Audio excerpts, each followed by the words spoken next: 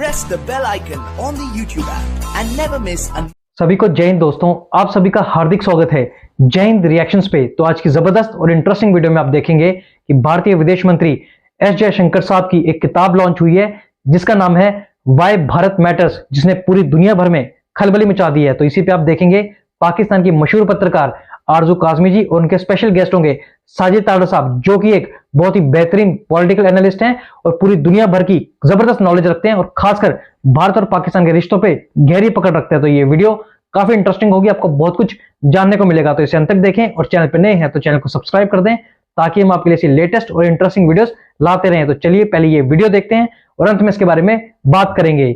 जय हिंद, जय भारत। तो सबसे पहले तो आपके देखने वालों को 2024 की मुबारकें। पहला हम आज प्रोग्राम कर रहे हैं, बड़ी अच्छा है। और खैर एक अच्छी खबर तो नहीं है जापान के ज़लज़ले के हवाले से, लेकिन 2024 हर देखने वाले के लिए मेरी दिल से दुआएं हैं कि सारी दुनिया के लिए बेहतर हो। जहां जहां इंसानियत तड़प रही है और मुश्किलात में है, ऊपर वाला भगवान वाहे गुरु अल्लाह ताला सब उसकी मदद करे।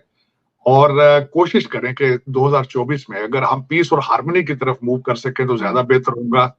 रिलीजन एक पर्सनल मैटर होता है, चाहे जिससे भी जिसको भी बिलीव करते हैं। सबसे पहला रिश्ता हमारा बहसीत इंसान, क्योंकि हम पैदा हुए हैं बहसीत इंसान।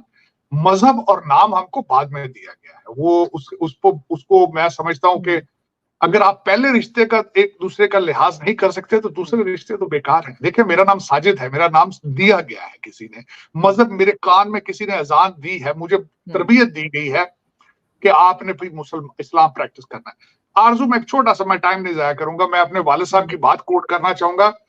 1958 में लॉ स्कूल गए थे और उन्होंने मुझे ये कहा था कि मजहब को इतना ही समझो कि हर इंसान दुनिया में जो पैदा होता है उसके अंदर एक स्पिरिचुअल एपेटाइट होती है, उसने उसको सेटिस्फाई करना होता है, उसने किसी से कुछ चीज मांगनी होती है और फिर जब वो नहीं मिलती तो किसी को ब्लेम करना होता है। ये मजहब की एक सिंपल डेफिनेशन है। इसमें ज्यादा डिटेल में ना जाएं। जो मेरा अभी तक रिसर्च है, दुनिया में ऑर्गेनाइज रिलीजन्स ने अभी तक कोई इंसानियत को फायदा बड़ा कम किया है, बहुत कम किया है। तो इसको पर थोड़ा सा फासले पे रखें, एक दूसरे से प्यार मोहब्बत करके देखें। 99% दुनिया में जो इंसान पैदा होते हैं वो अच्छे लोग होते हैं। आप उनको थोड़ा सा, मैं जो मेरी अपनी आज की एज तक तजर्बा है आरजू, हर इंसान जो है वो प्यार का भूखा है, तवज्जो का भूखा है। थोड़ा सा उसको तवज्जो और प्यार देकर देखें, वो आपको सर पे उठा लेगा, वो सर पे उठा लेगा। तो कोशिश करें।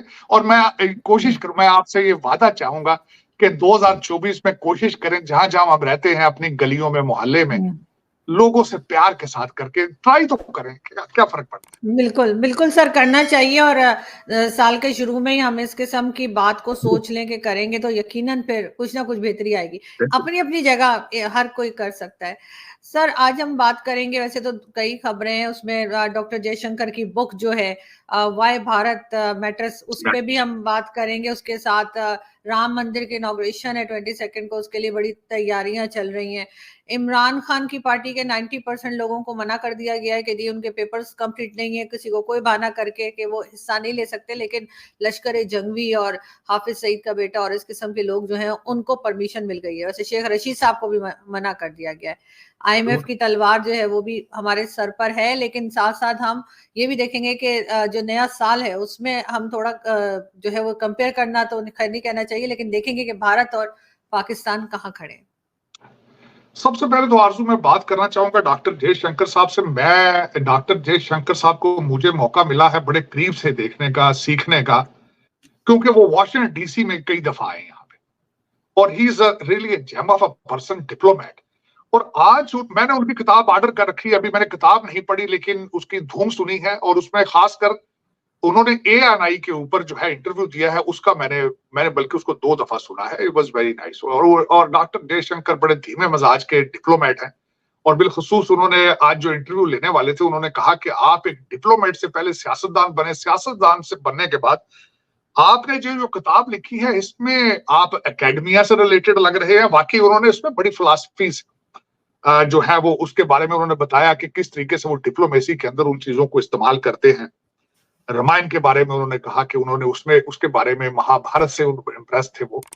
और जो मुझे सबसे ज्यादा खुशी इस बात की थी कि उन्होंने बार बार उस इंटरव्यू में 2-4 दफा जिक्र किया कि हम ओल्डेस्ट सिविलाइजेशन है हमारी, और वाकई इसमें कोई शक नहीं है, ओल्डेस्ट सिविलाइजेशन।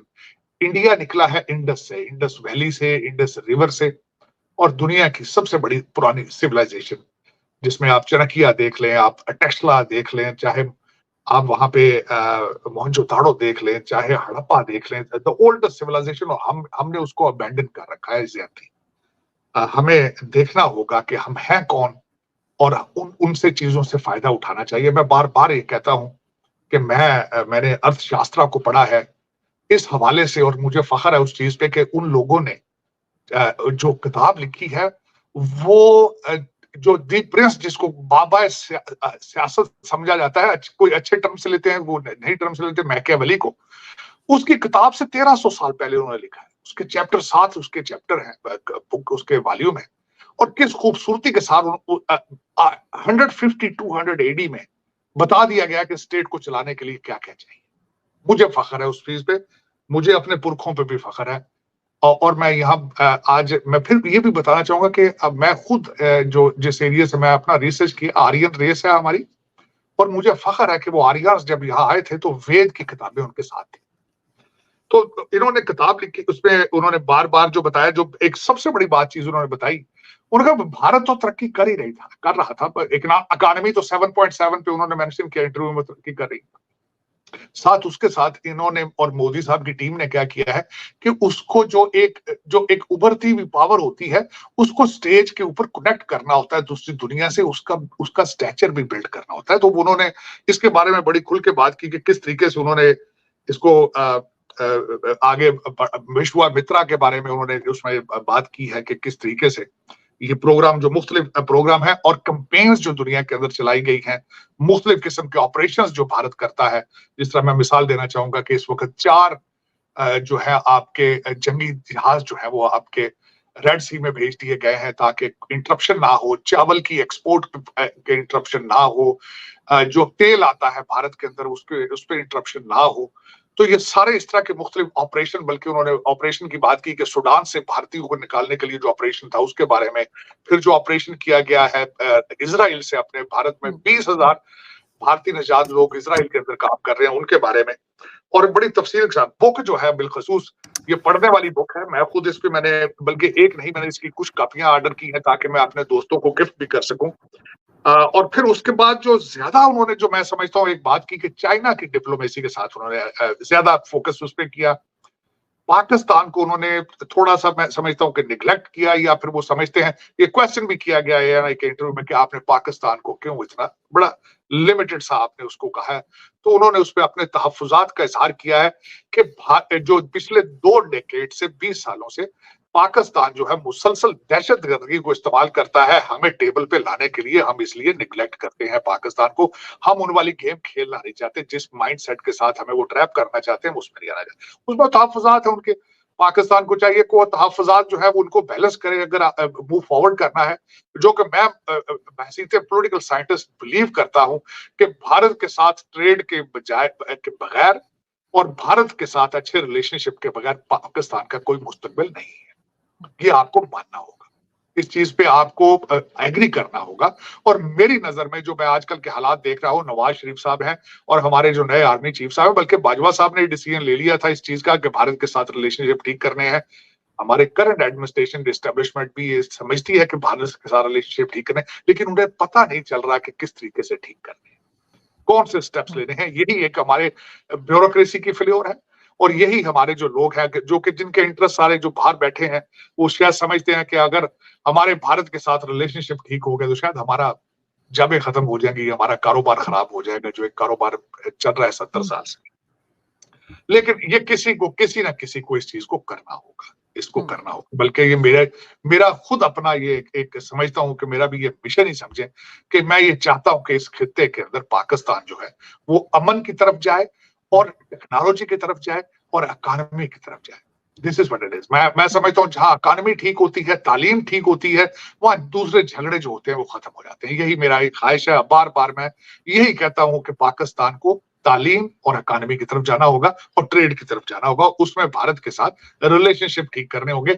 उसकी दो वजह, चाइना ने तरक्की की है सबसे ज्यादा पिछले 50 सालों में, और इस वजह से की है कि किसी मेजर कॉन्फ्लिक्ट में चाइना इन्वॉल्व नहीं हुआ। आपको भी ये चाहिए कि खुदारा ये अफगानियों के साथ भी रिलेशनशिप ठीक करें, ईरान के साथ भी ठीक करें, और भारत को जो कि आपका बहुत बड़ा और सक्सेसफुल नेबर है, आप उनके साथ अपने रिलेशनशिप ठीक करें और अपनी इकोनॉमी ठीक करें, उनसे मदद लें। बल्कि मैं दोस्तों आशा करता हूं कि वीडियो को आपने अंत तक देखा होगा और हमेशा की तरह आरजू काजमी और साजिद आडर साहब का ये पूरा डिस्कशन और उनके पॉजिटिव एनालिसिस आपको काफी पसंद आए होंगे, जिसमें इन्होंने बात की हमारे प्यारे देश भारत के बारे में। तो जैसे कि आप जानते हैं कि इस साल भारत में बहुत कुछ होने वाला है। सबसे बड़ी बात यह है कि भारत में प्रधानमंत्री यानी लोकसभा के इलेक्शंस होने वाले हैं। दूसरी ओर हम देख रहे हैं कि हमारे विदेश मंत्री एस जयशंकर साहब के चर्चे दुनिया भर में है। अभी कुछ दिन पहले ही वो रशिया के दौरे पे थे, जहां भारत और रशिया के बीच में न्यूक्लियर डील हुई, जिसकी वजह से पूरे पाकिस्तान में खलबली मच गई थी। और आप देख रहे हैं कि जो किताब लिखी है जयशंकर साहब ने, उसने धूम मचा दी है।